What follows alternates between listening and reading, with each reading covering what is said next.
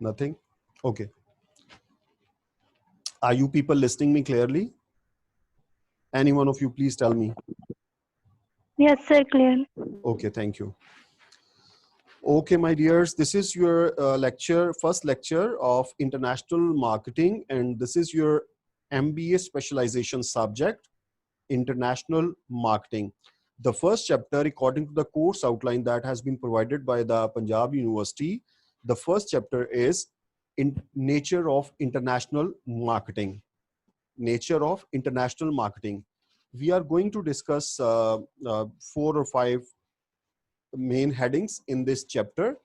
These all have been taken from your textbook. So I have just simplified the text in the form of notes. The first topic is process of international marketing. The second topic is international dimensions of marketing. And the third topic is domestic marketing versus international marketing. And the fourth topic is multinational corporations. And fifth and final topic is the process of internationalization. So today we are supposed to discuss 5 important headings under the heading of the first chapter, that is nature of international marketing. So let's start dear. हमने last time international marketing की definition देखी थी. हम उसी definition से अपना start करते हैं. और अगर आपको याद हो, हमने ये भी देखा था कि अगर हम लोकल डेफिनेशन जो है मार्केटिंग की, जो कि हम किताबों में पढ़ते हैं, जो आप अभी तक अपनी मार्केटिंग की किताबों में पढ़ कर आए हैं, अगर उसके साथ हम इंटरनेशनल का वर्ड अटैच कर दें तो ये इंटरनेशनल मार्केटिंग की डेफिनेशन बन जाती है. लेकिन ये इतना सिंपल नहीं है कि आप जस्ट जैसे आप एक लोकल डेफिनेशन जो मार्केटिंग की है उसके साथ आप इंटरनेशनल का वर्ड अटैच करें तो वो इंटरनेशनल मार्केटिंग की डेफिनेशन बन जाती है. ऐसे ही जो लोकल या डोमेस्टिक मार्केटिंग के प्रोसेसेस हैं वो इतने सिंपल नहीं है कि आप उनके साथ इंटरनेशनल का वर्ड यूज करें और आप इंटरनेशनल हो जाएंगे, राइट? तो इंटरनेशनल मार्केटिंग के कॉन्सेप्ट जो हैं they are quite complex in nature. They are many as comparative to the domestic marketing. उसके लिए एक्सपर्टीज और तरह की चाहिए होती हैं. उसके लिए आपको जो मैन फोर्स है, जो वर्क फोर्स है, वो और तरह की चाहिए. आपके ऑपरेशंस की नेचर डिफरेंट है. आपके ऑब्वियसली बिजनेस के कैपिटल की नेचर डिफरेंट है. आपके जो resources that you are required for expansion of your business as internationally, तो वो डिफरेंट हैं. So there are number of things that you need to consider for your international marketing. लेकिन from the point of definition, it is very simple. Let's see. International marketing is multinational process of planning and executing the conception, pricing, promotion, distribution of. देखिए वही चीज है. 4 चीजें आपको पता है, हम 4 ही अपनी डोमेस्टिक मार्केटिंग में यूज करते हैं कि कॉन्सेप्ट या आइडिया बिल्डिंग, या जिसको हम प्रोडक्ट भी कहते हैं. ठीक है, एक मिनट में आपके साथ.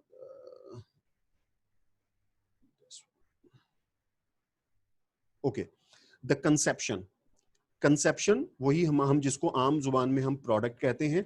और प्राइसिंग, प्राइस, प्रमोशन और डिस्ट्रीब्यूशन, ये 4 पीज हैं जो कि आप डोमेस्टिक मार्केटिंग की डेफिनेशन में डिस्कस करते हैं. तो हमने क्या किया है, हमने सिर्फ एक वर्ड ऐड किया है, that is multinational process. It is the multinational process of doing what?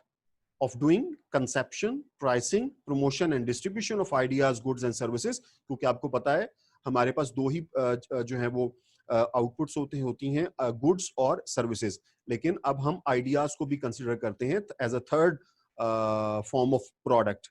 ठीक है, सर्विसेज और गुड्स तो चलती ही थी हमारे साथ, लेकिन अब हम आइडियाज को भी एज ए थर्ड प्रोडक्ट के तौर पर लेके चलते हैं.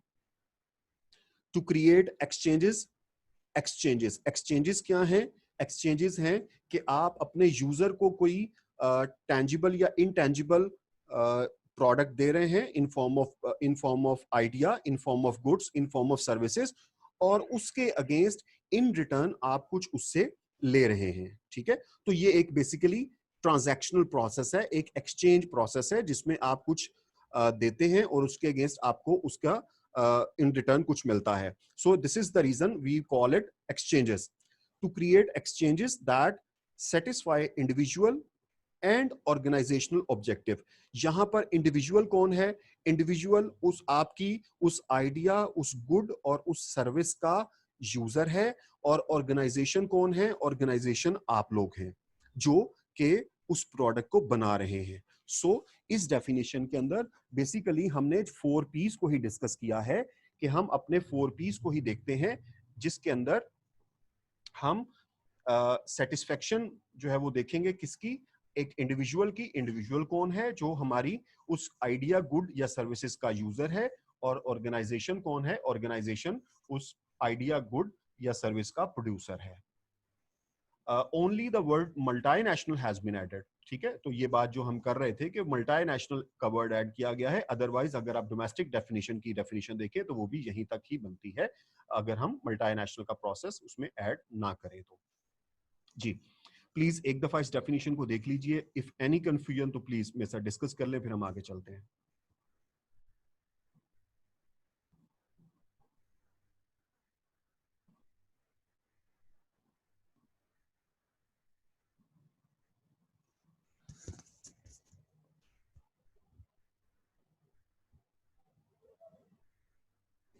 Okay, ji, I hope the definition is clear. Okay, my dears, according to the book, now we have to discuss this definition from the 5 different perspectives. इस किताब के अंदर आपका जो मार्केटिंग की डेफिनेशन है उसको डिफरेंट 5 डायमेंशन से डिस्कस किया गया है. तो हम भी कोशिश करते हैं उसको उन 5 डायमेंशन से डिस्कस करें.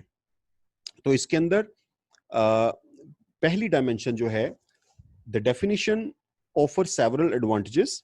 First, what is to be exchanged is not restricted to tangible products but may include concept and services as well.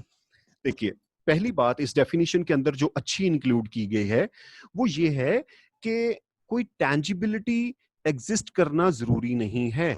But it means it is not necessarily essential कि आप जो एक्सचेंज ऑफ प्रोडक्ट कर रहे हैं वो exchange of product in terms of tangible product है. नहीं, वो जो एक्सचेंज ऑफ प्रोडक्ट है वो आइडिया की शक्ल में भी हो सकती है. वो एक्सचेंज ऑफ प्रोडक्ट जो है वो कोई intangible product in form of services भी हो सकती है. ठीक हो गया? जैसे कि एग्जांपल दी गई है, यानी इस डेफिनेशन को मैंने आपको बताया 5 पर्सपेक्टिव से, 5 डायमेंशन से हम डिस्कस कर रहे हैं. इसकी पहली डायमेंशन ये है कि इस डेफिनेशन के अंदर अच्छी बात ये है कि कोई जरूरी नहीं कि आप फिजिकल प्रोडक्ट ही ट्रांसफर कर रहे हैं. मसलन ऐसे ही है जैसे मैं यहाँ पर बैठा हूँ और अगर कोई इंटरनेशनल यूनिवर्सिटी जो है वो हम उसके साथ कोई अपना कोलैबोरेशन कर लेते हैं किसी प्रोजेक्ट के हवाले से, किसी क्लासेस के हवाले से, तो हम अपने घर में बैठे वो सर्विसेज अपनी दे सकते हैं और उनके साथ हम अपनी सर्विसेज को शेयर कर सकते हैं.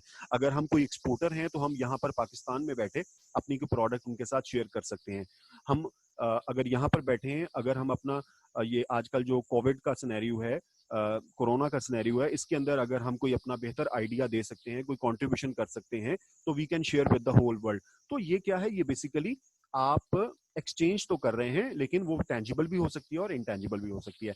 तो इसके अंदर जो एग्जांपल दी गई है वो ये है कि यूनाइटेड नेशन जो है, United nation promotes such concepts as birth control and breastfeeding. This should be viewed as international marketing. तो जैसे यूनाइटेड नेशंस जो है, ये यूनाइटेड नेशन 2 चीजों को बहुत ज्यादा प्रमोट करती है. एक जो है वो birth control overall in the world के बर्थ कंट्रोल होना चाहिए, और दूसरा breast feeding. That should be encouraged in mothers कि उनको ब्रेस्ट फीडिंग की तरफ जाना चाहिए क्योंकि ये उनको बहुत सारी बीमारियों से सेव करती है. तो ये बेसिकली अब ये क्या है? ये कोई प्रोडक्ट तो नहीं है. यूनाइटेड नेशन अगर ये इन चीजों का प्रचार कर रही है, इन चीजों की मार्केटिंग कर रही है, इंटरनेशनली ग्लोबली पूरी दुनिया इसको एक्सेप्ट कर रही है, तो कोई ये कोई प्रोडक्ट तो नहीं है. तो ये तो एक आइडिया भी हो सकता है, लेकिन इस आइडिया के अगेंस्ट फिर यूनाइटेड नेशन जो है वो फैसिलिटीज भी प्रोवाइड करती है. तो ये जो आइडिया है फिर ये सर्विसेज की शक्ल अख्तियार कर लेता है कि United nation provides you the resources that you can control your birth and may go for the breastfeeding. तो ये एक पर्सपेक्टिव है। सेकंड पर्सपेक्टिव की तरफ चलते हैं। Second perspective of the definition is the definition removes the implication that international marketing applies only to market or business transactions. International non-profit marketing, which has received only scant attention, should not be overlooked. Governments are very active in marketing in order to attract foreign investment. अच्छा देखिए, अब दूसरे perspective में इस definition के ये बात जिक्र की गई है कि आप ये देखें कि कोई जरूरी नहीं है कि इंटरनेशनल मार्केटिंग करते वक्त कोई बिजनेस ट्रांजैक्शंस भी जो है वो इम्प्लाइड हों। मतलब कि आप ये देखें कि हमारे यहाँ बहुत सारी एनजीओज, बहुत सारी नॉन प्रॉफिट ऑर्गेनाइजेशंस, बहुत सारी गवर्नमेंट इंटरेस्ट इस वक्त एग्जिस्ट करते हैं जो कि इंटरनेशनल मार्केटिंग कर रहे हैं। जैसे आप ये देखें कि ये कोविड का सिनेरियो आता है और सबसे पहले जो है प्राइम मिनिस्टर ऑफ पाकिस्तान बात करता है जी कि जो भी गरीब ममालिक हैं उनको डेट रिलीफ दिया जाए। तो बेसिकली ये जो उनकी बात है या ये जो उनका कहना है, और फिर दूसरे जो यूनाइटेड नेशंस और दीगर कंट्रीज को उन्होंने खत लिखा कि जी डेट रिलीफ देना चाहिए हमें गरीब मुल्कों को, ये बेसिकली क्या है? This is a kind of marketing.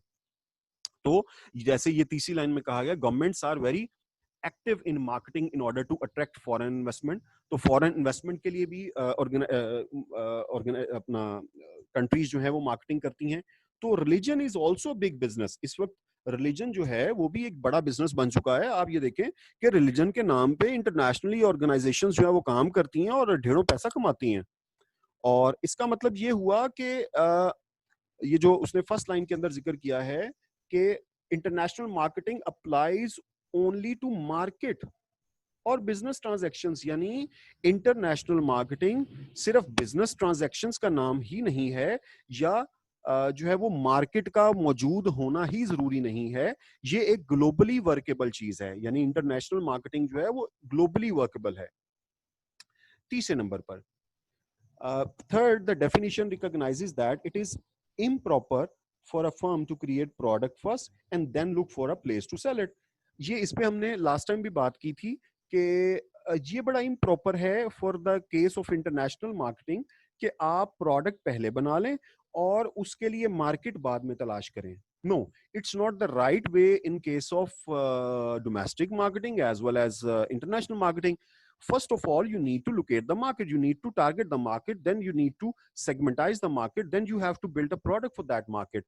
It is not the good way that you are first building the product, then you are finding to try then you are trying to find the your market for your product. So this is the bad case. तो इस definition के अंदर ये भी इस चीज की अफादियत भी बताई गई है कि first you need to see the market, then develop the product according to that market. इसके बाद चौथे नंबर पर this definition acknowledges the distribution place is only part of marketing mix. That distance between markets makes it neither more or less important than the other parts of the mix. It is thus improper for any firm to regard their international function as simply to export available product from one country to another. इसके अंदर जी उसने कहा कि जहां पर चारों piece जो हैं वो इंपॉर्टेंट हैं, उसके साथ साथ जो डिस्ट्रीब्यूशन है, हमारा प्लेस जिसको हम कहते हैं P of the marketing mix, place जो है, place is very important because actually in the case of international marketing you actually displace your product from one place to another. Means you are preparing you are producing the product in one country, in your country, in homeland country, and then you are exporting the product to the other country. So basically what you are doing, you are displacing the product. Displacing in a sense, in a good sense, कि you are finding the good place for your product. तो इसके अंदर ये इस definition के अंदर, international marketing की इस डेफिनेशन के अंदर प्लेस को इंपॉर्टेंस जो है वो दी गई है। Finally the last perspective is international marketing process is not a mere repetition of using identical strategies. The 4 P's must be integrated and coordinated, and in some cases the mix may have to be adjusted for a particular market for better impact. For example, अच्छा, उसने कहा कि जी देखें कि 4 piece जो हैं, तो ये ऐसा नहीं है कि आपने जो 4 पी आपके पास डोमेस्टिक थे, उस प्रोडक्ट को डेवलप करने के लिए, मार्केट करने के लिए, उस प्रोडक्ट को वो 4 पीस जो आपने डिसाइड किए थे डोमेस्टिकली, वही आप इंटरनेशनली जाके रिप्लेस कर देंगे, नहीं, ऐसा नहीं होने वाला। आपको जो है वो चेंज लानी पड़ती है according to the market, according to the scenario of the market.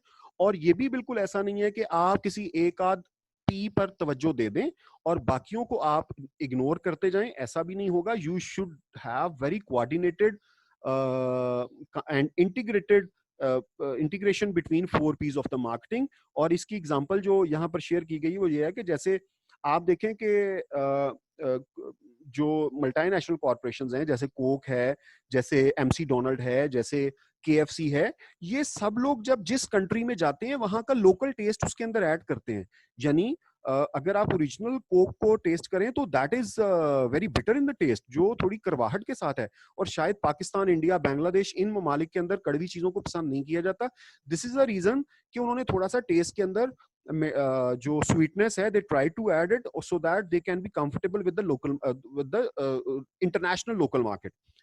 तो जो मल्टीनेशनल ऑर्गेनाइजेशंस होती हैं वो अपने पीस के अंदर थोड़ी फ्लेक्सिबिलिटी लाती हैं, अपनी प्रोडक्ट के अंदर या प्राइस के अंदर या डिस्ट्रीब्यूशन के अंदर वो अपनी जो है वो फ्लेक्सिबिलिटी लाती हैं, ताकि वो लोकल मार्केट जिसमें वो एक्सपोर्ट करने जा रही हैं, जहां पर अपनी वो अपनी प्रोडक्ट को सेल करने जा रहे हैं, उसके टेस्ट के अकॉर्डिंगली उसको जो है वो इसके अकॉर्डिंगली बना सकें। ठीक हो गया? तो ये थी डेफिनेशन ऑफ द मार्केटिंग, जो कि हमने किसी हद तक डिस्कस की थी, उसको आज हमने रिवाइज कर लिया है। आई होप कि आप लोगों को ये समझ आ गया है। फिर भी I would request to all of you कि इसके ये जो 4 पर्सपेक्टिव हैं, इनको एक रफली एक दफा आप लोग देख लें, और अगर कोई प्रॉब्लम है किसी को कोई, तो वो प्लीज मेरे साथ शेयर कर लें।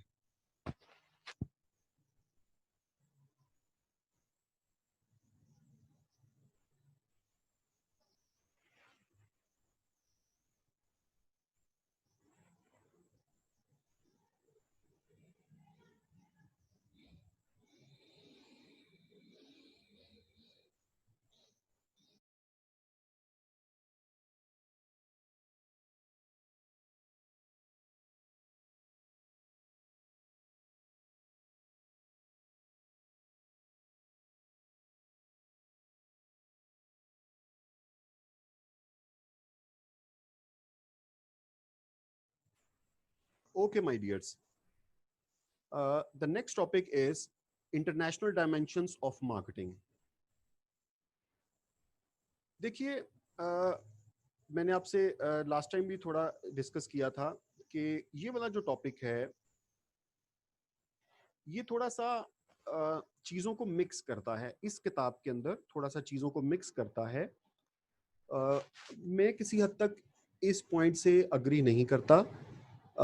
ये क्या मतलब, ये किताब के अंदर ये थोड़ा सा हाईलाइट करने की कोशिश की गई है कि ये मल्टीनेशनल, इंटरनेशनल, ग्लोबल, ये सारे कॉन्सेप्ट मिक्स्ड होते हैं। तो ऐसी बात नहीं है, ये बिल्कुल डिफरेंस के साथ ये कॉन्सेप्ट्स यूज होते हैं। जैसे हमने लास्ट टाइम भी जिक्र किया था, थोड़ा सा उसको दोबारा से हम डिस्कस कर लेते हैं ताकि आप लोगों को क्लैरिटी आ जाए। जैसे आप ये देखें कि हमने देखा था कि एक होती है इंटरनेशनल ऑर्गेनाइजेशन। इंटरनेशनल ऑर्गेनाइजेशन वो होती है जो अपने मुल्क में रहते हुए प्रोडक्ट्स जो है वो डेवलप करती है, और इंटरनेशनली अपने मुल्क से रहते हुए दूसरे ममालिक को उस प्रोडक्ट को एक्सपोर्ट करती है। तो हम उसको कह देते हैं कि ये इंटरनेशनल मार्केट है, इंटरनेशनल ऑर्गेनाइजेशन है। और मल्टीनेशनल के केस में हमने ये देखा था कि फिजिकली वो ऑर्गेनाइजेशन उस होस्ट कंट्री में जाकर, यानी जहां पर वो अपना बिजनेस शेयर करना चाह रहे हैं, अपनी प्रोडक्ट जो है वो मार्केट करना चाह रहे हैं, तो वहां पर जाकर वो अपना उस प्रोडक्शन यूनिट को लगाते हैं, अपनी प्रोडक्शन यूनिट की जो है वो फिजिकली वहां पे इंस्टॉल करते हैं, और फिर वहां से प्रोडक्शन स्टार्ट करते हैं। तो उस ऑर्गेनाइजेशन को हम मल्टीनेशनल ऑर्गेनाइजेशन कह देते हैं।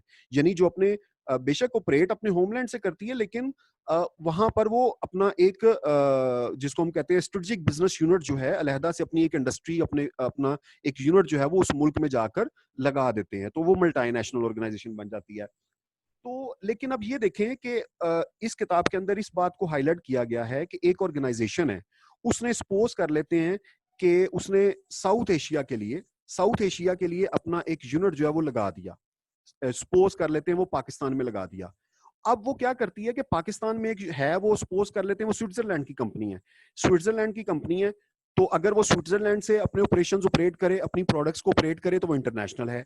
लेकिन अब क्या किया उसने पाकिस्तान में आकर उसने एक अपना यूनिट लगा दिया और पाकिस्तानी लोगों को अपनी प्रोडक्ट जो है वो बेचना शुरू कर दी। तो अब वो मल्टीनेशनल हो गई क्योंकि उसने अपने मल्टीनेशनल्स में जाकर अपने यूनिट्स लगा दिए।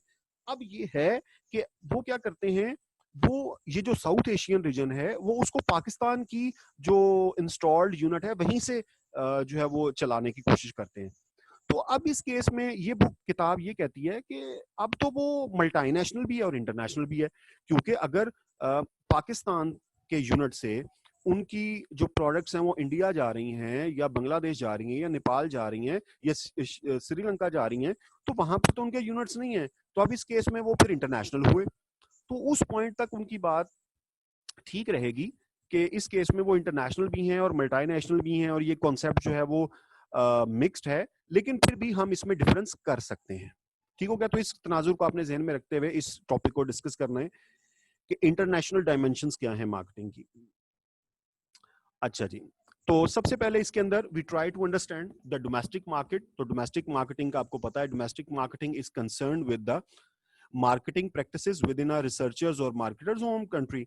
यानी आप जिस मुल्क के बाशिंदे हैं, जिस मुल्क में आपकी कंपनी है, जिस मुल्क में आपकी ऑर्गेनाइजेशन है, वहीं से आप उसको ऑपरेट करते हैं, तो you are doing the domestic marketing. और from the perspective of domestic marketing methods used outside the home market are foreign marketing। अगर आप अपने डोमेस्टिक होमलैंड से अपने मुल्क से हटकर अपनी प्रोडक्ट कहीं और पर जो है वो किसी और मुल्क में एक्सपोर्ट करते हैं, किसी और मुल्क में उसको ऑपरेट करते हैं, तो आप फिर फॉरेन मार्केटिंग कर रहे हैं।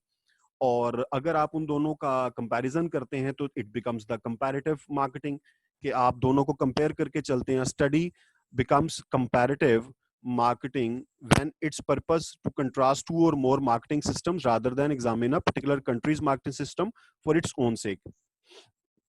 अच्छा,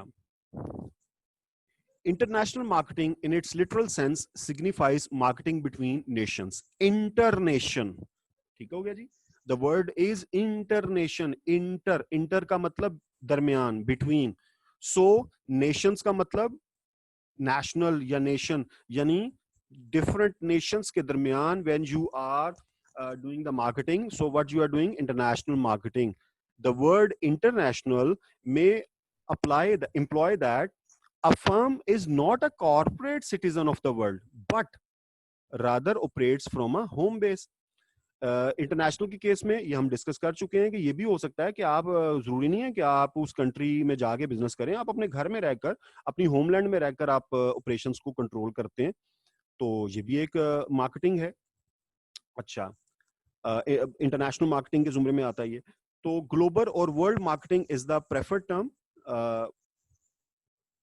since nothing is foreign or domestic about the world market and global opportunities.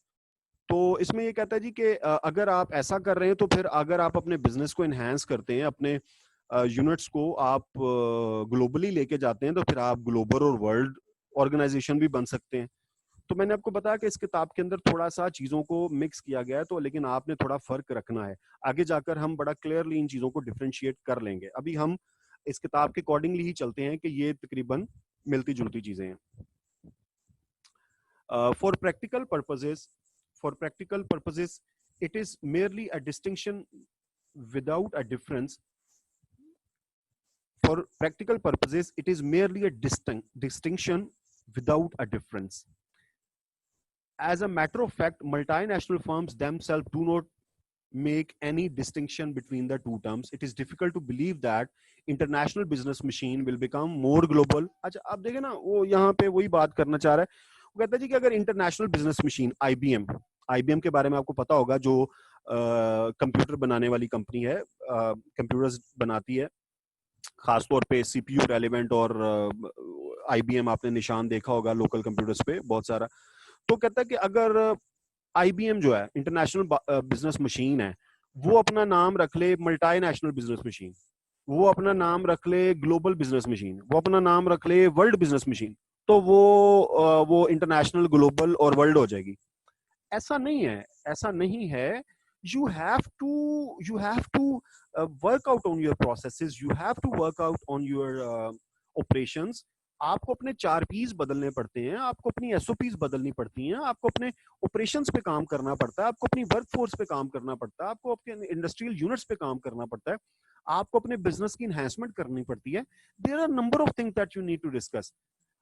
तो लेकिन यहाँ पर फ्रॉम दैट इस किताब के पॉइंट ऑफ व्यू से in international, multinational, global marketing are use interchangeably. तो उसने कहा कि ये इंटरचेंजेबली यूज होते हैं, लेकिन मैं आप लोगों को ये कहकर चल रहा हूँ आज पहले दिन से कि इंटरचेंजेबली तो हैं लेकिन ये डिफरेंट होते हैं और हम इनको डिफरेंट ही लेकर चलेंगे। ठीक हो गया?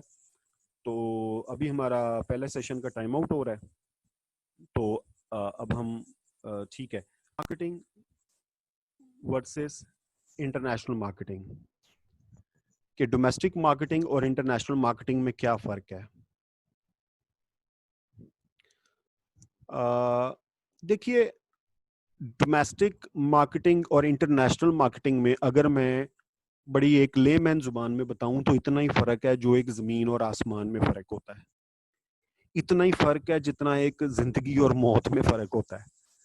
इतना ही फर्क है कि आप पैदल जा रहे हो, आपके पास कोई खाने पीने के लिए चीज नहीं है, और इतना ही फर्क है कि आप एक चार्टर्ड प्लेन के मालिक हैं और आप लैविश किस्म के रेस्टोरेंट, होटल में खाना खाते हैं।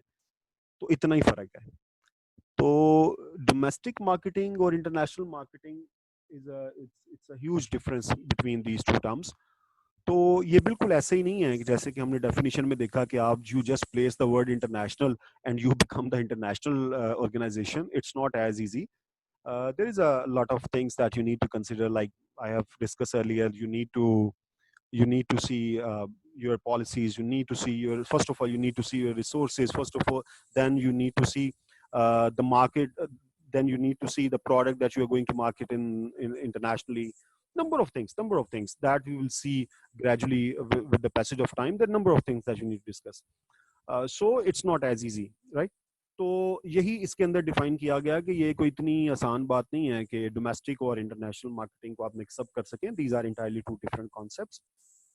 Yes, yes, this is one thing that is same कि आप डोमेस्टिक मार्केटिंग के कॉन्सेप्ट्स को ही उठा के आप इंटरनेशनल मार्केटिंग के कॉन्सेप्ट्स पे ले जाते हैं, और लेकिन you have to work globally. आपको इंटरनेशनली, ग्लोबली चीजों को देखना पड़ता है. ये एक वाज़ेह डिफरेंस है. Okay my dears, let's start from the book. it would beg the question that life and death are similar in nature. अगर हम कहें कि जिंदगी और मौत एक जैसे हैं, अगर हम ये कहें कि डोमेस्टिक और international marketing are similar in nature, नहीं, तो ये दोनों बातें गलत हैं. डोमेस्टिक मार्केटिंग इन्वॉल्व्स, एक minute, yes, domestic marketing involves one set of uncontrollable variables. यानी अगर आप देखें ना, अगर आप एक डोमेस्टिक ऑर्गेनाइजेशन है तो आपको पता है कि कुछ आपके इंटरनल फैक्टर्स होते हैं, कुछ एक्सटर्नल फैक्टर्स होते हैं जो आपकी ऑर्गेनाइजेशन पे अप्लाई हो रहे हैं. लेकिन जो ही आप अपने आप को ग्लोबल करते हैं, इंटरनेशनल करते हैं, तो आपके बहुत सारे और फैक्टर्स जो हैं अनकंट्रोलेबल फैक्टर्स. अनकंट्रोलेबल फैक्टर्स आमतौर पे हम एक्सटर्नल फैक्टर्स को कहते हैं. ठीक होगा? हम ये कहते हैं कि जी जो इंटरनल फैक्टर्स होते हैं ना वो कंट्रोलेबल्स होते हैं. तो लेकिन अनकंट्रोलेबल हमारे एक्सटर्नल फैक्टर दो ही होते हैं ना, एक इंटरनल फैक्टर, एक एक्सटर्नल फैक्टर. अपने इकोनॉमिक्स में भी पढ़ते हैं, डिफरेंट सब्जेक्ट्स में पढ़ते हैं. तो कहता है कि यहाँ पर तो आपको एक सेट ऑफ अनकंट्रोलेबल फैक्टर्स का सामना होता है, लेकिन इंटरनेशनल मार्केटिंग में there are number of uncontrollable variables और सेट्स जिनको आपको देखना पड़ता है. जैसे कल्चरल, देखो कल्चरल, कौन सी कल्चर? अपनी कल्चर नहीं, जिस मुल्क में, जिन ममालिक में आप ऑपरेट करें उन सबका कल्चर, जिन ममालिक में आप ऑपरेट करें उन सबकी लीगैलिटीज, उनके पॉलिटिकल इश्यूज, उनके मॉनेटरी सिस्टम्स, उनके ग्लोबल इश्यूज, उनके एनवायरमेंटल इश्यूज, उनके लोकल स्पिरिचुअल इश्यूज, उनके religious issues. Number of things that you need to consider for your product. ये देखें, ये इतना आसान नहीं. अब आप देखें कि हमारे मुल्क में हम तो बड़ा आसानी से किसी भी चीज को कहते हैं कि ये यहूदियों की प्रोडक्ट है, बड़ा आसानी से हम कहते हैं कि जी ये तो यहूदियों की प्रोडक्ट है, हम तो इसको यूज ही नहीं करेंगे। तो एक ये वर्ड यहूदी अटैच करना, आप देखें मुस्लिम ममालिक में उस चीज का बाइकआउट हो जाता है। तो कितनी चीजें हैं, आपको इस्लामी ममालिक में ऑपरेट करने के लिए आपको यकीन दिलाना पड़ेगा कि भाईजान हमने इसमें कोई यहूदियत नहीं डाली हुई। तो there are number of things that you need to consider. सिर्फ ये ऐसे ही नहीं है कि आप जैसे मार्केट में अपनी प्रोडक्ट बना रहे हैं उठा के आप उसको इंटरनेशनल कर दें, ऐसा नहीं होता। There are number of uncontrollable factors. ये एक एग्जांपल दिया जी, एक डिजिटल माइक्रोवेव कॉर्पोरेशन कंपनी है।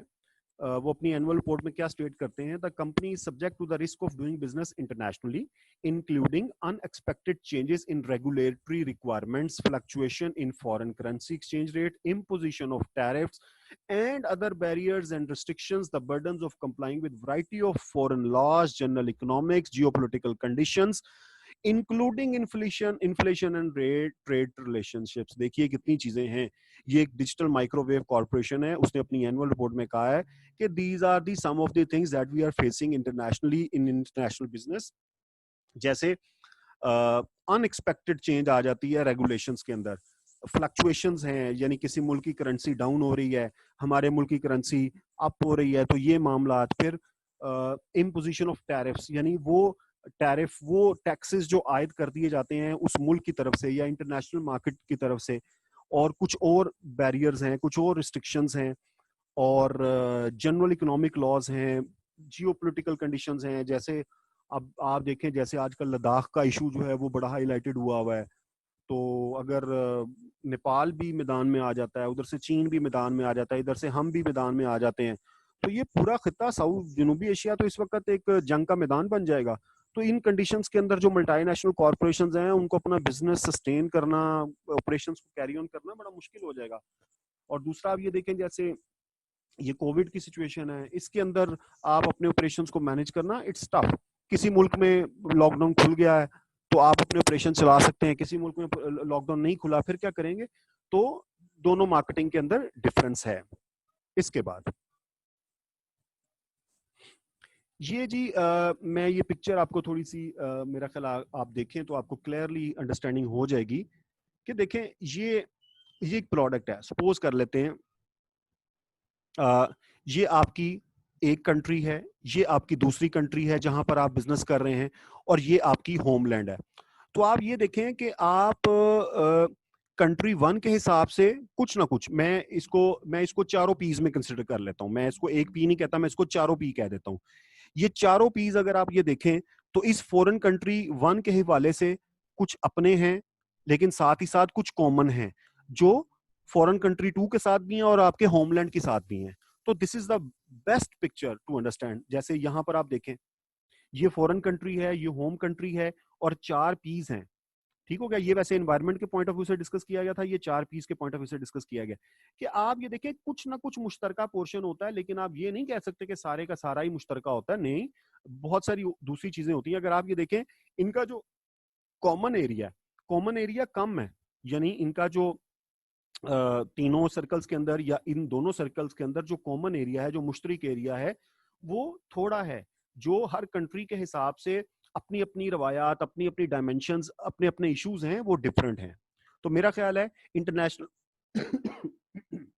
सॉरी इंटरनेशनल मार्केटिंग और डोमेस्टिक मार्केटिंग को समझने के लिए ये दो पिक्चर्स बहुत क्लियर हैं, आपको ये अंडरस्टैंडिंग दे रही हैं। तो मेरे ख्याल से इस पॉइंट के लिए काफी, अगर किसी को कंफ्यूजन है तो प्लीज बता दें।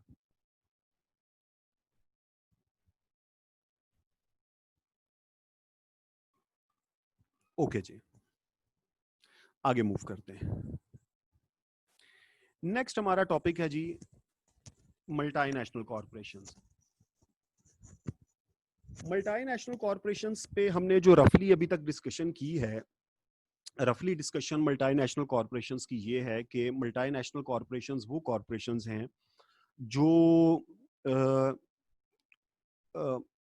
जहां पर तो एक तो उनका होमलैंड है, अपने होमलैंड के अलावा वो अपने जो यूनिट्स हैं, अपने जो इंडस्ट्रियल यूनिट्स हैं या अपनी जो प्रोडक्शन यूनिट्स हैं, वो अदर कंट्रीज में जाकर, होस्ट कंट्रीज में जाकर भी इंस्टॉल करते हैं और फिर वहाँ से वो डिफरेंट एरियाज़ को जो है वो डिफरेंट ज्योग्राफिक लोकेशंस को मैनेज करते हैं। तो वो मल्टीनेशनल्स ऑर्गेनाइजेशंस हैं। जैसे बहुत सारी मल्टीनेशनल ऑर्गेनाइजेशंस हैं हमारे यहाँ केएफसी है, एमसी डोनाल्ड है, नेस्ले है, यूनिलीवर है, प्रॉक्टर एंड गैम्बल है, ये सारी मल्टीनेशनल्स हैं। कुछ इसमें स्विस बेस्ड हैं, स्विट्जरलैंड की कंपनीज़ हैं, लेकिन पूरी दुनिया के अंदर उनके ऑपरेशंस रन हो रहे हैं।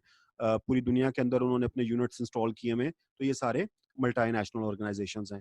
तो बेसिकली हम मल्टीनेशनल कॉर्पोरेशंस को ही हम इंटरनेशनल कॉर्पोरेशंस भी कह रहे हैं, क्योंकि मल्टीनेशनल कॉर्पोरेशन इंटरनेशनल होती है। तो उसके हम डिफरेंट फीचर्स जो हैं वो डिस्कस करने जा रहे हैं। तो पेपर पॉइंट ऑफ व्यू से मल्टीनेशनल कॉर्पोरेशंस का क्वेश्चन जो है इंपॉर्टेंट है, तो इसलिए इस क्वेश्चन को किताब के अंदर भी थोड़ा डिटेल से डिस्कस किया गया है, हम भी इसको थोड़ा डिटेल में ही देखते हैं। कुछ इसके फैक्टर्स हैं, कुछ इसके प्रॉज एंड कॉन्स हैं, उनको हम देखने की कोशिश करते हैं कि ये क्या है। तो पहले हम इसका जो स्टार्ट है वो यहाँ से करते हैं कि एमएनसीज हैं क्या। इनको हम आम जुबान में, आम तौर पर हम बिजनेस लैंग्वेज में हम इनको एमएनसीज कहते हैं, यानी हम मल्टीनेशनल कॉर्पोरेशन नहीं कहते या मल्टीनेशनल कॉर्पोरेशंस नहीं कहते, हम इनको एमएनसीज कहते हैं। तो MNC stands for multinational corporations. अच्छा, तो they are often criticize for moving resources in and out of the country. कहता है जी कि एमएनसीज को ज्यादातर ये मुश्किलात का सामना रहता है कि इनका जो अपना कंट्री है वो भी इन पे इल्जाम लगाता रहता है, और जिस कंट्री में ये ऑपरेट कर रहे होते हैं उस पे भी, वहां पर भी इन पे इल्जाम लगते रहते हैं। वो क्या है कि जी अपनी कंट्री ये कहती रहती है कि जी आप अपने मुल्क की रिसोर्सेज जो है वो जाके दूसरे ममालिक में बेच रहे हैं, और दूसरे ममालिक जहाँ पर ये ऑपरेट कर रहे होते हैं वहां से ये इल्ज़ाम लग रहा होता है जी कि हमारा सारा पैसा तो आप समेट के ले गए हैं। यानी आपने मार्केट इतनी बुरी तरह से कैप्चर की हुई है कि हमारी लोकल इंडस्ट्री तो फ्लोरिश ही नहीं कर पा रही है। आप ये देखें कि आप जितने भी ये शैम्पू हैं, आप हेड एंड शोल्डर उठा लें, आप डव उठा लें, कोई भी उठा लें, ये सारे तो मल्टीनेशनल कॉर्पोरेशंस के हैं। आप अपना लोकल कौन सा शैम्पू बना रहे हैं? लोकल तो कोई भी नहीं बना रहे। तो जब ये मल्टीनेशनल जाइंट्स होते हैं, ये बेसिकली जाइंट्स हैं, इनको जाइंट्स भी कहते हैं। तो जब ये जाइंट्स आपके मार्केट में मौजूद होते हैं तो लोकल जो डोमेस्टिक ऑर्गेनाइजेशंस होती हैं उन बेचारियों के पास तो मार्जिन ही नहीं होता कि वो इनके साथ compete कर सकें। अब आप ये देखें कि जैसे कोका कोला है या पेप्सी है, तो इनमें अगर हम जाइंट कंसिडर करें तो कोक जो है वो जाइंट है, और पेप्सी उससे, उसकी सेल के पॉइंट ऑफ व्यू से वो छोटी ऑर्गेनाइजेशन है। तो अगर आप ये देखें कि अगर आप आज से कोई 3 4 5 6 साल पीछे चले जाएं, तो गोरमे एक डोमेस्टिक ऑर्गेनाइजेशन है, और गोरमे बड़ा लोकली हाईलाइटेड होकर दुनिया के सामने आया, पाकिस्तान में आया, और उसने अपने ऑपरेशंस को बड़ा एफिशिएंटली रन किया कि एक वक्त वो आ गया कि लोगों ने कोक के ऊपर या पेप्सी के ऊपर गोरमे बोटल्स को प्रेफरेंस देना शुरू कर दी। लेकिन अब आप आ जाएं आज के सिनेरियो में या 1 साल 1.5 साल के सिनेरियो में आप देखें कि वो जो उन्होंने एक नाम कमाया था वो दे स्टार्टेड लूजिंग, उन्होंने लूज करना शुरू कर दिया। लेकिन कोक और पेप्सी अपनी जगह पे खड़े हैं, क्योंकि वो जाइंट हैं, वो बड़ी मार्केट है, वो बड़े एमएनसीज हैं, उनको कोई फर्क नहीं पड़ता। ये छोटे छोटे जो ग्लोबल, जो छोटे छोटे डोमेस्टिक प्रोड्यूसर्स होते हैं, ये आते रहते हैं वक्त के साथ साथ, ये उनको वक्ती तौर पे तो परेशान करते हैं, लेकिन ये जाइंट्स किसी ना किसी तरीके से उनको कैप्चर कर लेते हैं, उनकी मार्केट को दोबारा से डिस्ट्रॉय कर देते हैं। तो अब आप ये देखें कि गोरमे शोर में बोतल अब कोई खरीदता ही नहीं है, अब कहीं पूछता भी नहीं है, उनको दोबारा से कोक और पेप्सी की इजारादारी है। और आप ये देखें कि वो कोक और पेप्सी जो 55 40 45 में थी, अब 100 से प्लस चली गई है पर बोतल। तो ये क्या है बेसिकली? ये बेसिकली यही है कि उनको नजर आ गया कि मार्केट में हमारा कोई लोकल कंपेटिटर है ही नहीं, और लोगों की प्रेफरेंस में नहीं है। तो बेसिकली एमएनसीज जो होते हैं वो, नो डाउट, इन पे जो इल्जाम लगते हैं ये बिल्कुल सही लगते हैं, किसी ना किसी तरह ये अगर कंट्रीब्यूट कर रहे होते हैं बहुत सारी चीजों में, तो ये लोकल मार्केट को तबाह भी कर रहे होते हैं। लोकल मार्केट का जो लोकल डोमेस्टिक प्रोड्यूसर होता है उस बेचारे को जो है वो ये खराब भी कर रहे होते हैं। तो ये किसी हद तक बात ठीक है। खैर, इसके अलावा जी एनवायरनमेंट पॉइंट ऑफ व्यू से इन पे कुछ क्वेश्चंस उठते हैं कि is globalization detrimental to environment? This question is based on the premise that globalization encourages location of polluting industries country with the environmental regulations. अब ये कहा जाता है कि जी मल्टीनेशनल जो होती हैं जितनी ज्यादा लगती हैं जाके वहाँ के मुल्क की इन्वायरमेंट को खराब करती हैं, लेकिन किसी हद तक हम ये कहेंगे जो मल्टीनेशनल ऑर्गेनाइजेशंस होती हैं वो उस मुल्क के जो इन्वायरमेंटल लॉज होते हैं उनको फॉलो करती हैं। और लेकिन लेकिन आप ये देखें कि जब लोकल रंग में वो अपने आप को रंग लेती हैं, तो थोड़ी बहुत वो बहती गंगा में वो भी हाथ धोती हैं। आप ये देखें, पिछले दिनों जब आज से कोई 1.5-2 साल पहले सुप्रीम कोर्ट ने एलिगेशन लगाया नेस्ले पे कि भाई आप लोकल हमारा ही पानी, पाकिस्तान से पानी उठाते हैं, पाकिस्तान से ही पानी उठा के आप उसको इतना महंगा बेच रहे हैं, ये क्या बकवास है। तो ये देखें ना, ये तो फिर बकवास है कि आप मिनरल वाटर करके या आप डिस्टिल्ड वाटर करके आप बेच रहे हैं, लेकिन आप वही लोकल पाकिस्तान का ही पानी उठा रहे हैं, तो आप पाकिस्तान को उसकी कीमत तो अदा करें। लेकिन वो केस फिर रोले में पड़ गया, कुछ भी उसका हमारे सामने रिजल्ट्स नहीं आए, लेकिन वो एक हकीकत तो थी कि आप वो पानी जिसका, आप ये देखिए घरों में अमूमन पानी का बिल कितना आता है, 240 रुपए, 250 रुपए, या 1000 रुपए, या 2000 रुपए, 3000 रुपए आ जाएगा। आप 2-3 हजार रुपए का पानी खरीदते हैं और उसको आप लाखों करोड़ों रुपए का करके बेच रहे हैं। बेशक आप उसमें कुछ भी डालते हैं, कुछ भी डालते हैं, वो उसको एक कतई नजर करते हैं, लेकिन आप देखिए, अगर आप इन्वायरमेंटल इश्यूज के साथ आप खेल तो रहे हैं कि आप लोकल पानी जो उस मुल्क की जरूरत को पूरा करने के लिए बना है, आप उसको ही महंगा करके बेच रहे हैं, तो ये इश्यूज तो हैं। तो किसी ना किसी हद तक इन पर लगने वाले जो उठने वाली जो उंगलियां होती हैं वो किसी हद तक ठीक भी होती हैं। अच्छा जी, इसके बाद one on a positive note, MNCs have power and prestige also in defense of MNCs. More and more of them have been trying to be responsible members of society. In addition, MNCs create social benefit by facilitating, अच्छा, तो उसमें दूसरी बात उसने ये की, ये जो MNCs होती हैं ये सोशल बेनिफिट भी क्रिएट करती हैं, यानी यहाँ जहाँ पर ये ऑपरेट कर रही होती हैं वहाँ पर सोशली भी कंट्रीब्यूट करती हैं, अपनी ये CSR को भी फील करती हैं, कॉर्पोरेट सोशल रिस्पॉन्सिबिलिटी को भी फील करती हैं, और वहाँ पर for the welfare of the local citizens of that country in which they are operating, उसके लिए भी ये अपना कंट्रीब्यूट करते हैं, तो ये भी एक पॉजिटिव नोट पे काम करती हैं। अच्छा, तो इसके बाद मल्टीनेशनलिटी एंड मार्केट परफॉर्मेंस, तो कहता है जी कि क्या हम मल्टीनेशनल, अगर कोई ऑर्गेनाइजेशन कितनी मल्टीनेशनल है उसके साथ उसकी परफॉर्मेंस को जोड़ सकते हैं, कि यानी मार्केट में उसकी परफॉर्मेंस जितनी अच्छी है उतनी ज्यादा उसकी मल्टीनेशनैलिटी भी अच्छी है। तो किसी हद तक ये बात पॉजिटिव सेंस में भी है, किसी हद तक ये नेगेटिव सेंस में भी है, देख लेते हैं, दोनों फैक्टर्स को डिस्कस किया गया है। It was thought that relationship between a firm's degree of multinationality and its market performance was a linear and positive one. कभी ये ख्याल किया जाता था, या किसी हद तक ये ख्याल किया जाता था किन्हीं ममालिक के अंदर, कि ये जो रिलेशनशिप है कि आप जितनी आप उसकी आपकी मार्केट में ग्रोथ है, या जितनी आपकी मार्केट में परफॉर्मेंस है, और कितने आप मल्टीनेशनल हैं, इसका बराह रास्त ताल्लुक है। यानी एक चीज बढ़ती है तो दूसरी भी बढ़ती है, तो आपको पता है कि ये स्ट्रेट लाइन हमारे पास आती है, लीनियर आती है, ठीक है, लीनियर चीज आती है हमारे पास, लीनियर लाइन आती है। लेकिन कुछ ममालिक के अंदर कुछ स्टडीज कहती हैं कि ये कर्वी लीनियर भी है। कर्वी लीनियर का मतलब कि ये रिलेशनशिप स्ट्रेट नहीं है, कि यानी जितनी ज्यादा अच्छी परफॉर्मेंस होगी उतनी ज्यादा आपकी डिग्री ऑफ मल्टीनेशनलिटी होगी, ये जरूरी भी नहीं है।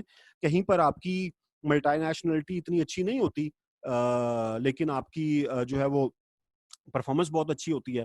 कहीं पर आपकी परफॉर्मेंस इतनी अच्छी नहीं होती लेकिन मल्टीनेशनलिटी अच्छी होती है, तो ये कर्वी लीनियर किस्म का रिलेशनशिप बनता है। इसमें कोई जरूरी नहीं है कि बहुत स्ट्रेट लाइन बने, ठीक है, तो depends on to the country, country to country very करेगी ये चीज। अच्छा जी, और इसमें बहुत सारी चीजें हैं जो कि आपकी इस कर्व को और स्ट्रेंथन करती हैं, जैसे उसने कहा कि R&D, रिसर्च एंड डेवलपमेंट जो होती है, देखिए कोई अगर मल्टीनेशनल ऑर्गेनाइजेशन है, इंटरनेशनल ऑर्गेनाइजेशन है, वो कितनी सक्सेसफुल है, इस बात का हम अंदाजा यहां से लगाएंगे कि वो कितना रिसर्च एंड डेवलपमेंट पे इनपुट करते हैं। जितना ज्यादा रिसर्च एंड डेवलपमेंट पे इनपुट करेंगे, जितना वो हाउ नाउ लेंगे नीड ऑफ द कस्टमर, जितना हाउ नाउ वो लेंगे लोकल मार्केट के बारे में, जितना जानेंगे, जितना ज्यादा एक्सपोजर लेंगे, उतना ज्यादा वो फ्लोरिश करेंगे। ठीक हो गया। तो किसी ना किसी हद तक जिस ऑर्गेनाइजेशन का, जिस मल्टीनेशनल ऑर्गेनाइजेशन का R&D स्ट्रांग होता है, वो ऑर्गेनाइजेशन उतना ही ज्यादा फ्लोरिश करती है।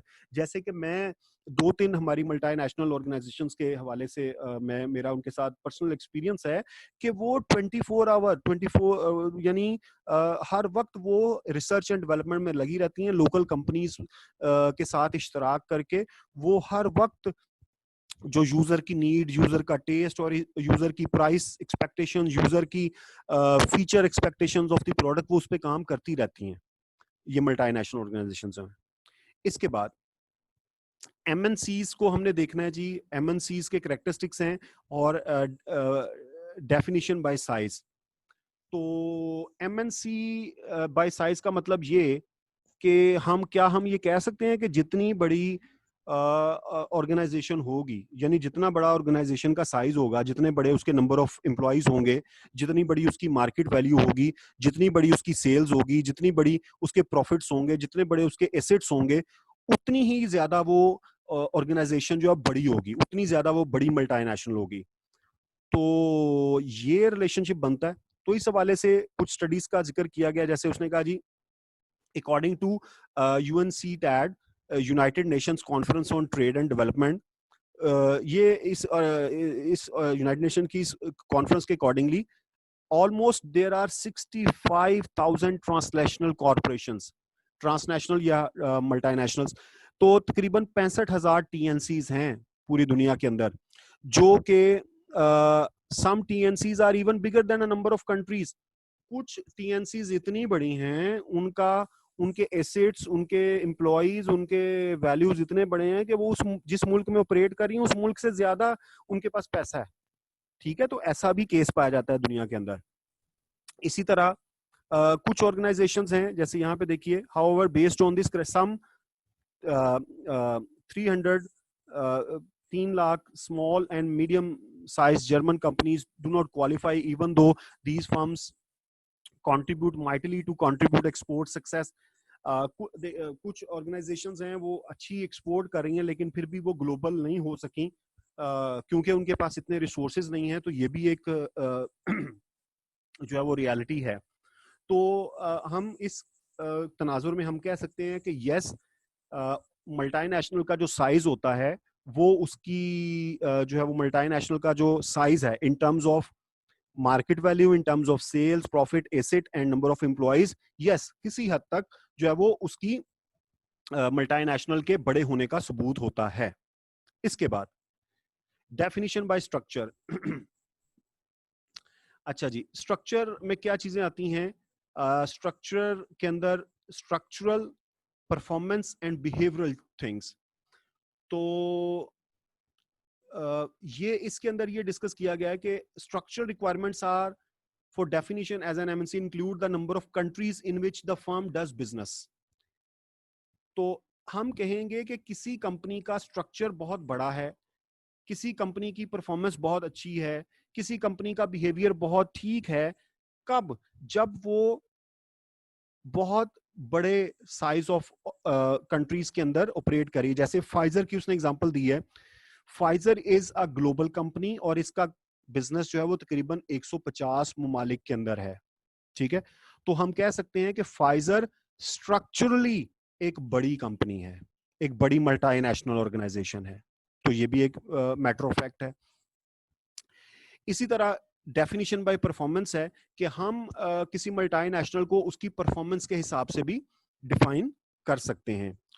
तो अगर हम परफॉर्मेंस के हिसाब से डिफाइन करें तो परफॉर्मेंस में क्या चीजें आती हैं? These performance characteristics indicate the extent of the commitment of corporate resources to foreign operations and the amount of reward from that commitment. The greater the commitment and reward, the greater the degree of internationalization. Example देख लीजिए, उसने कहा जी कि Japanese and British firms have routinely shown willingness to commit their corporate resources to overseas assets। यानी हम किसी organisation के, किसी मल्टीनेशनल ऑर्गेनाइजेशन के बड़ा होने को, मल्टीनेशनल होने को जोड़ सकते हैं उसकी परफॉर्मेंस के साथ। यस, किसी हद तक ये बात ठीक है कि जितनी उसकी परफॉर्मेंस अच्छी होगी, परफॉर्मेंस से क्या मुराद है कि जितनी उसकी स्पेंडिंग्स हैं और उसके अगेंस्ट जितनी उसकी कमिटमेंट्स हैं और जितने उसके रिवॉर्ड्स हैं, उसके अगेंस्ट हम उसको इंटरनेशनलाइज कह सकते हैं। यानी जितना ज्यादा वो परफॉर्मेंस दे रही है, जितने परफॉर्मेंस क्या है? Performance in terms of rewards to the employees, performance in terms of assets, performance in terms of meeting the standardization of that country।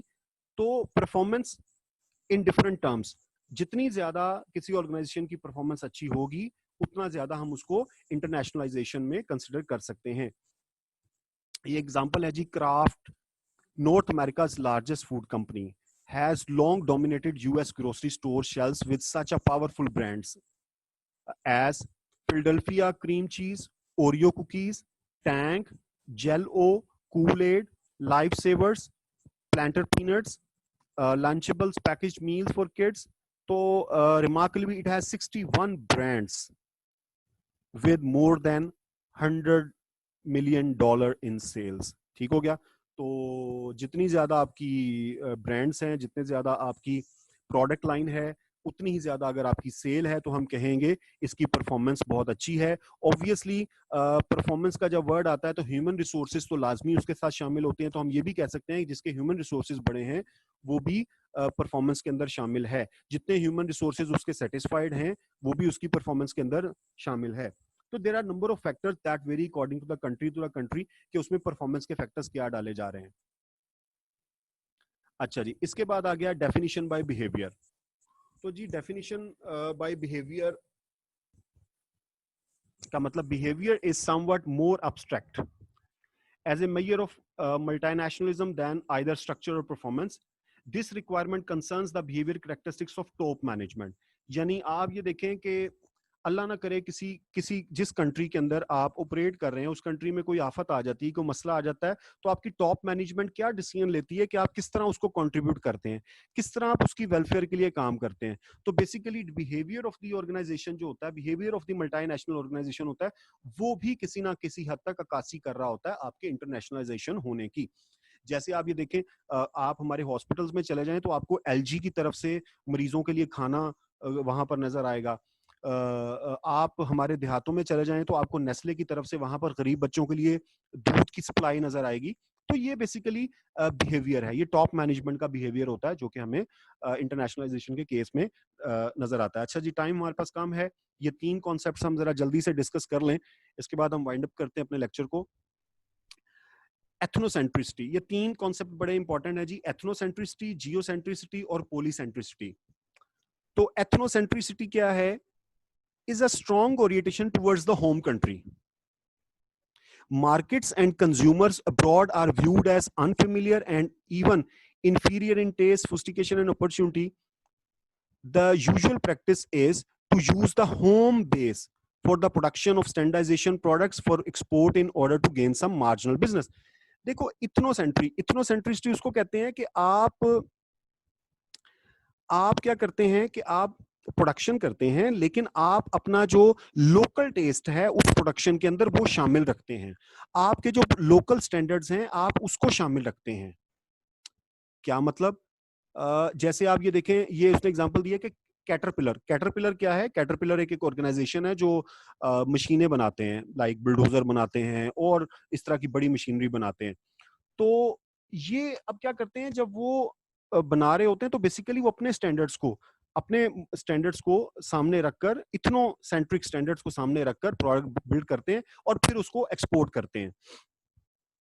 तो इथनोसेंट्रिसिटी ये होती है कि आप प्रोडक्शन करें लेकिन उस प्रोडक्शन के अंदर आपकी जो होम कंट्री का जो कंट्रीब्यूशन है वो ज्यादा हो, उसके स्टैंडर्ड्स, उसका टेस्ट, उसके चीजें वो ज्यादा शामिल हों. लेकिन नो डाउट ये तो बहुत जरूरी है कि अगर आप, ये नहीं हो सकता कि आप सारे स्टैंडर्ड जो हैं वो लोकल अपनी होम कंट्री के डाल लें, तो ऑब्वियसली आपको इंटरनेशनल होने के लिए इंटरनेशनल स्टैंडर्ड्स को भी फॉलो करना पड़ता है. तो वो लाजमी है, वो हम एक निगेट नहीं कर रहे, वो लाजमी है, लेकिन आपने अपने लोकल टेस्ट को उसके अंदर ज्यादा शामिल किया है. पॉलीसेंट्रिक इसका ओपोजिट है. पॉलीसेंट्रिक जो है वो इथनोसेंट्रिसिटी का ओपोजिट है. इसमें आप क्या करते हैं? Is a strong orientation to the host country. जिस मुल्क में आप ऑपरेट कर रहे हैं उस मुल्क के टेस्ट को आप प्रेफरेंस देते हैं, वहां के लॉज, वहां के कल्चर, वहां की चीजों को सामने रख के आप अपनी प्रोडक्ट को डिजाइन करते हैं, अपनी प्रोडक्ट को मार्केट करते हैं, अपने प्रोडक्ट के 4 पीस डिजाइन करते हैं. तो इथनोसेंट्रिसिटी और पॉलीसेंट्रिसिटी ये दो डिफरेंट पोल्स हैं. इन दो पोल्स के दरमियान एक तीसरा पोल है, दैट इज जियोसेंट्रिसिटी. जियोसेंट्रिसिटी इन दोनों टेस्ट के दरमियान की स्टोरी है. Geocentricity is the compromise between 2 extremes. यानी आप कुछ इथनो का टेस्ट डालते हैं, कुछ आप पॉलीसेंट्रिसिटी का टेस्ट डालते हैं और मिलके आप एक ग्लोबल मिक्सचर बनाते हैं जिसको हम जियोसेंट्रिसिटी कहते हैं. Geocentricity is an orientation that considers the whole world rather than an particular country. क्योंकि जियो का मतलब दुनिया, जियो सेंट्रिसिटी के अंदर आप अपनी प्रोडक्ट के अंदर वो डायमेंशंस, वो चीजें शामिल करते हैं जो वर्ल्ड लेवल पे आप देख रहे होते हैं, ना कि आप लोकल लेवल पे या आप एक कंट्री के लेवल। जैसे आपको मैंने बताया था ना, शुरू में हमने एग्जांपल ली थी कि आप एक प्रोडक्ट ऑपरेट करने जा रहे हैं, आप वो प्रोडक्ट पाकिस्तान के, आप सपोज स्विट्जरलैंड की कंपनी है, आप कुछ टेस्ट स्विट्जरलैंड का शामिल करते हैं, कुछ टेस्ट पाकिस्तान का शामिल करते हैं, तो आपने मिलके एक जियोसेंट्रिक टाइप प्रोडक्ट बना दी। लेकिन ये मोर जियोसेंट्रिक हो जाएगी जब आप स्विट्जरलैंड का टेस्ट और उसके अंदर साउथ एशिया का टेस्ट डालते हैं, तो अब ये मोर जियोसेंट्रिक बन गई। ठीक है जी, फॉलो करें इस चीज को।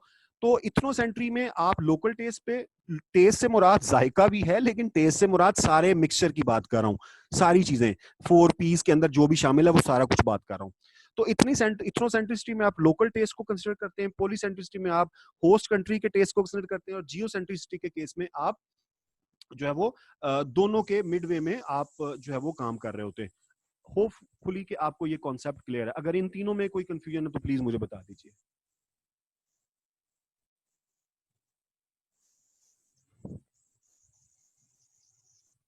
ओके जी। अच्छा जी, इसके बाद हमारा ये लास्ट टॉपिक है द प्रोसेस ऑफ इंटरनेशनलाइजेशन। ये बहुत आसान है, ये मैं आप पे छोड़ रहा हूँ क्योंकि ऑब्वियसली ये दो तरह से ही हम इसको वाइंड अप कर पाएंगे। तो ये लास्ट टॉपिक है, छोटा सा टॉपिक है, प्रोसेस ऑफ इंटरनेशनलाइजेशन। बहुत आसान है, इसको आपने जो है वो, ये आपकी होम असाइनमेंट है, इसको आपने जो है वो खुद से कंसिडर करना है। तो ये उन्हीं बातों का मिक्सचर है जो हम अभी तक पढ़ के आए हैं। बाकी इंशाल्लाह ये इंटरनेशनलाइजेशन का जो प्रोसेस है, ये हम गाहे बगाहे अगले चैप्टर्स में भी डिस्कस करते रहेंगे, तो इसलिए ये आपके एंड पे असाइनमेंट है, तो इसको प्लीज आपने खुद से करना है। यहां तक पूरे चैप्टर में कोई कंफ्यूजन है तो प्लीज डिस्कस कर लीजिए। जी जुएब साहब। सर इथनोसेंट्री आपने कहा है कि होम कंट्री है। होम कंट्री कौन सी है? जो मल्टीनेशनल जो कंपनी है वो ऑपरेट कर रही है किसी कंट्री में, या फिर उसकी अपनी कंट्री जो है? नहीं, याद रखिए जुहेब, होम का मतलब जहां से आप ऑपरेट कर रहे हैं, जिस कंट्री से आप ऑपरेट कर रहे हैं ना, वो आपका होम कंट्री है। और जिस कंट्री में आप अपनी प्रोडक्ट सेल कर रहे हैं वो आपकी होस्ट कंट्री है।